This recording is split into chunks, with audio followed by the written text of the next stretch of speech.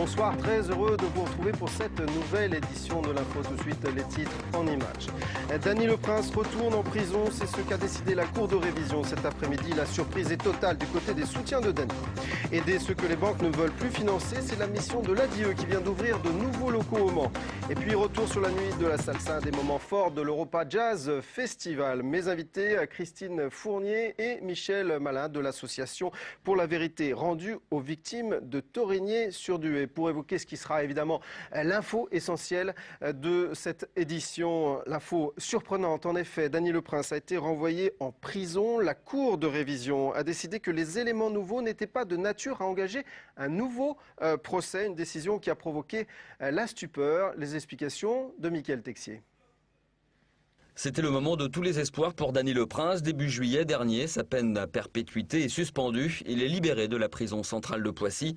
Aujourd'hui, devant la Cour de cassation, c'est la douche froide. Sa requête en révision vient d'être rejetée. C'est pour moi un échec personnel terrifiant, car je n'ai pas su convaincre la Cour. Mais c'est aussi un échec terrible pour la justice. Terrible. C'est d'une cruauté invraisemblable. Pour ceux qui se battent pour connaître la vérité depuis des années, le choc est difficile à encaisser. On s'attendait à un nouveau procès au moins, et là on se rend compte qu'il retourne en prison, quoi. Donc on ne saura pas la réelle vérité, quoi. Roland Agré, qui avait permis l'ouverture d'une enquête en révision, lui, n'a plus confiance en la justice. Dany Le Prince n'a pas pu bénéficier de la procédure d'appel. Dany Le Prince n'a pas eu une instruction et une enquête correcte, digne de ce nom, puisque selon l'aveu même de la commission de révision, c'est acheté dans le même panier. Et malgré tout ça, on dit que tout le monde est beau, tout le monde est gentil. Moi, je sais pas, le premier truc, là, je dirais à tous mes amis, prenez votre carte d'identité, on la coupe en deux et on l'envoie à Michel Mercier. Car la décision des 17 magistrats de la Cour de révision est une vraie surprise. Elle prend le contre-pied des 5 autres magistrats qui, l'été dernier, avaient libéré Dany Le Prince. Il y a 3 semaines, l'avocat général avait requis un nouveau procès. Mais la Cour a décidé de rejeter les 11 motifs qui lui étaient présentés. À chaque fois, car ces éléments n'étaient pas nouveaux, ou alors parce qu'ils n'étaient pas de nature à faire naître un doute sur la culpabilité de Dany Le Prince. Sa femme est effondrée. Arrêter la suspension de peine, il n'y a pas plus terrible pour lui. C'est de lui faire croire quelque chose et puis d'annuler, quoi. Comme a dit un journaliste, on n'est pas au Cluedo, quoi. On joue pas avec la vie des gens. Ce soir, Dany Le Prince dort à la prison de la Santé. Il lui reste 6 ans de détention à effectuer.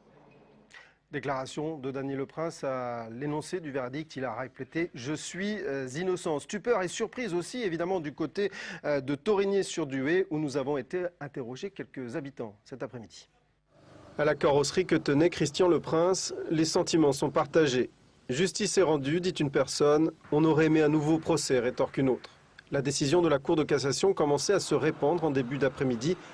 Et non loin du lieu du drame, elle suscitait l'étonnement, voire l'agacement. Ça m'étonne un peu, oui. Je pensais, moi, que suite aux conclusions de l'avocat général, on allait tout droit vers un nouveau procès. On le libère après 16 ans, donc c'était déjà un aveu comme quoi il y avait quelque chose qui n'était pas clair.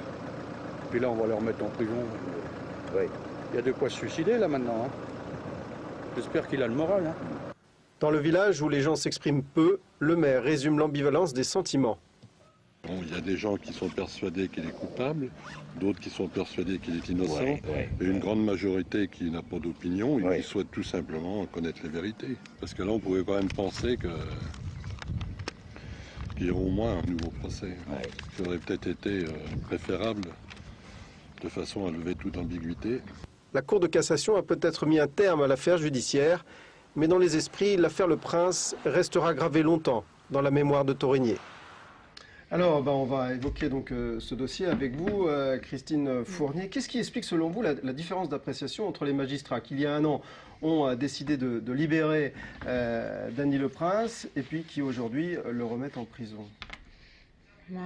À mon niveau, il n'y a rien qui explique un retournement de situation pareil, quoi. Considère visiblement, d'après les motifs, d'après ce que disait Mickaël dans son reportage, qu'il n'y avait finalement pas d'éléments nouveaux. Il n'y a pas d'éléments nouveaux peut-être, mais il n'y en avait pas non plus il y a 9 mois quand ils l'ont libéré, il n'y en avait pas plus il y a 3 semaines. Donc c'est vrai que ce qui avait été démontré, c'est que l'enquête avait été très mal faite et que bon, on estimait tous qu'il avait droit à un procès équitable pour cette fois-ci prouver son innocence. Michel Malin, est-ce que vous avez le sentiment que votre combat, d'abord au sein des Amis de Dany Leprince et puis aujourd'hui au sein de l'association pour la vérité rendue aux victimes de Torigné, a été finalement inutile ? Inutile, non. Enfin, là, le premier ressenti qu'on a, c'est de la grosse douche froide, c'est clair.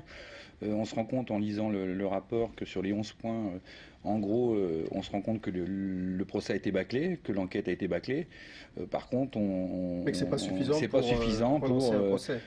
Et ça, c'est hallucinant, quoi, parce que globalement, effectivement, il n'y a rien qui prouve qu'il est innocent, mais rien ne prouve qu'il est coupable non plus. Donc sur le doute, on aurait dû au moins réouvrir un procès et qu'on entende toutes les parties, quoi. Là, franchement, c'est l'anéantissement d'un travail fait. Même Roland Ingré, qui a travaillé pendant de longues années, pour l'avoir vu cet après-midi, je peux vous assurer qu'il est tombé sur le cul, quoi. Évidemment. Et puis, donc, on le disait, Dany Leprince va passer de nouveau la première nuit en prison, à la prison de la Santé, pardon. Quelles sont encore les possibilités? Existe-t-il encore des possibilités juridiques? Juridique, je ne sais pas. Je pense qu'il va falloir revoir la chose. Maître Baudelot parlait de faire un appel au niveau de la Cour européenne à Strasbourg. Bon, il y a aussi l'appel en grâce au niveau de la présidence de la République. Et puis bon, est-ce qu'il y a possibilité de faire descendre sa peine de sûreté? Oui, alors on rappelle, il avait été condamné à 22 ans de sûreté. Est-ce qu'il y a possibilité de descendre cette sûreté? On ne sait pas. Ou alors trouver un autre élément concret qui puisse... Voilà. Mais bon... un élément concret, on repart sur une révision qui va encore peut-être prendre encore 6 ans, sachant qu'il lui reste encore 6 ans à faire. Oui, on a vu le temps qu'il a fallu pour que la commission de révision 2005-2011, ça fait 6 ans. Prenne la décision de juillet dernier, donc on imagine que ça risque d'être compliqué. Qu'est-ce que je voulais dire? Le problème, il est aussi qu'aujourd'hui... J'imagine que vous avez le sentiment qu'on ne sait toujours pas la vérité sur ce quadruple meurtre. On ne sait vraiment pas la vérité. C'est la grosse frustration, justement.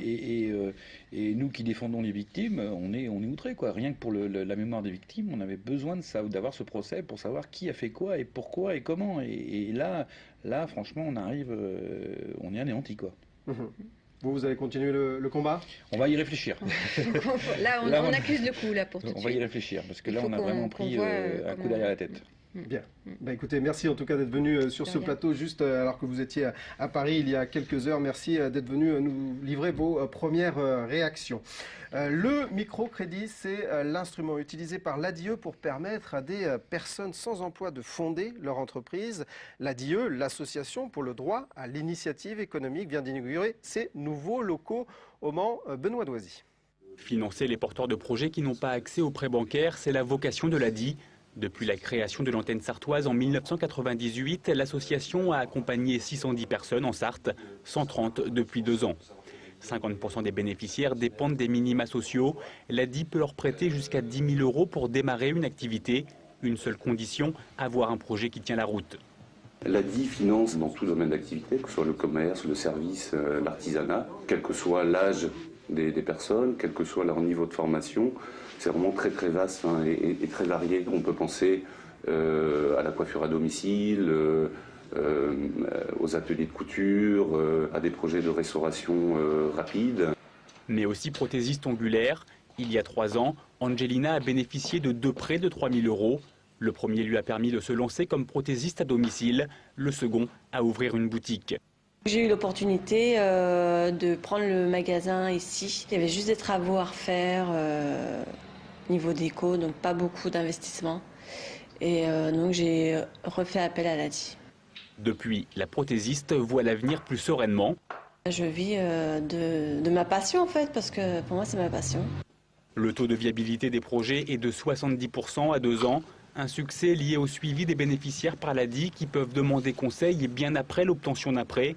En Sarthe, la moyenne des microcrédits s'établit à 2 100 €. L'Italien Daniele Benatti conforte son maillot jaune du circuit cycliste des Pays de la Loire. Il a remporté cet après-midi le contre-la-montre d'Angers avec 6 secondes d'avance sur David Millard. Et du côté des Sartois, Nicolas Edel, que l'on voit ici à l'échauffement, termine 47e avec 35 secondes de retard. Jimmy Engoulevent réalise le 18e chrono malgré sa chute dans la demi-étape du matin. Résumé justement de cette journée juste après ce journal, un résumé concocté par Yannick Morfin et Amoun Chamsoudine. Musique pour terminer, le quartet de Jackie Mollard se produira à la Ferté-Bernard ce jeudi. Ce violoniste est l'une des têtes d'affiche de l'Europa Jazz Festival, un festival qui s'élargit chaque année à la salsa, comme vous le montre ce sujet de Benoît Doisy.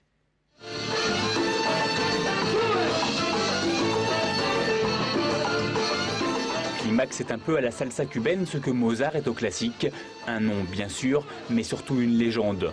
14 musiciens qui ont joué avec Ira Kéré ou Buena Vista Social Club. Alors pas de doute sur la qualité, mais de la salsa à l'Europa Jazz, étonnant. La salsa, c'est de la musique cuivrée et les cuivres, c'est le jazz. Alors bon, c'est vrai que ça peut étonner de voir de la salsa dans un festival de jazz comme le nôtre, mais non, parce qu'en fait, c'est une manière pour nous d'offrir à notre public différentes sortes de jazz, parce que le jazz n'est pas unique, il est évidemment pluriel. C'est aussi faire plaisir. La musique, c'est tout de même un plaisir.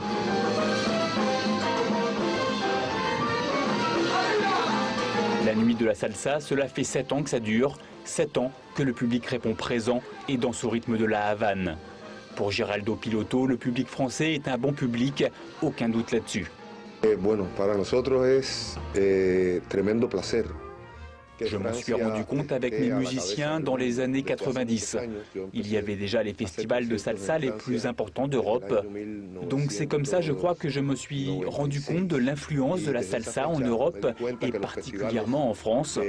D'ailleurs, je pense que la France est le pays moteur en Europe pour accueillir la musique du monde. Por la forma en que los franceses acogen la música del mundo. Pendant la soirée, les Cubains ont fait corps avec les morceaux qui reprenaient les paroles. Climax aura été une véritable petite pépite dans l'édition 2011 de l'Europa Jazz.